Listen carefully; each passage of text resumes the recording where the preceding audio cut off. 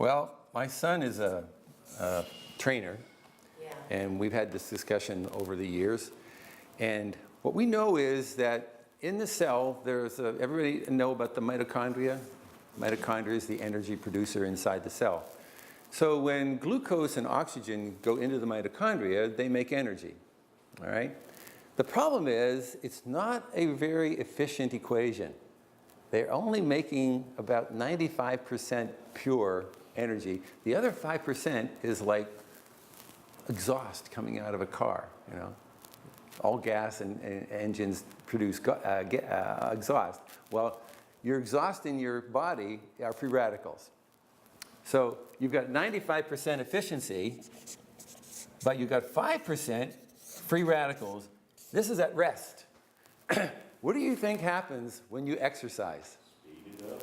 You speed it up, of course. You increase the amount of free radicals that are being produced. In a moderate thing, you might increase it by 200%. In a more accelerated, you might increase the number of free radicals by 500%.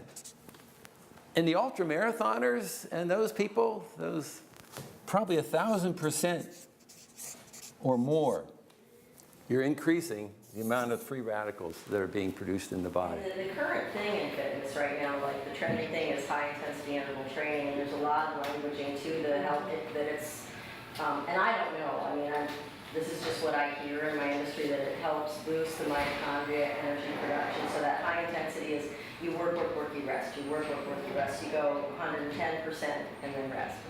So that's the trend now, to like push really hard, you know, past your comfort level and then rest. Right. And there's a lot of languaging around that and marketing around that, and I don't know how valid it is.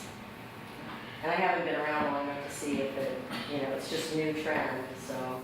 I had a Vistage talk in New Jersey, and the guy was on my left about 4 or 5 down, and he said, I need an explanation for something. He said, I've been an exerciser and had a good diet my whole life, and I just had a quadruple bypass. You know, how did that happen? And I went through the equation and said, how many antioxidants were you taking every day? Because the more you exercise, the more vitamin C and other antioxidants you needed to compensate for this erosion, this exhaust that's coming into your cells. Once he heard that, then everything was, he knew that he had created this on his own by doing what he had done. Because everybody thinks exercise is great. No, exercise is not great. Too little exercise is terrible. Too much exercise is just as terrible. A guy that I used to buy watches from was 45 years old. He went home for a run. He was like 10, 20 miles a day. Fell down, hit his head, didn't even bleed because his heart had stopped like that. Because he didn't have enough magnesium. He didn't have enough vitamin C. Because the magnesium is the transport agent for taking the glucose and the oxygen into the cell. So if you don't have enough, guess what they do when you have a heart attack and you're in the ambulance? What do they give you? Magnesium. But then if you go to a doctor and you say, I want you to check my magnesium levels. Why? Our tests are fine. No, your tests aren't fine. The test that they give you in the doctor's office is testing about 1% of your magnesium levels. You need to get the RBC magnesium test, because the RBC magnesium test is a more accurate test for how much magnesium you actually have in your body.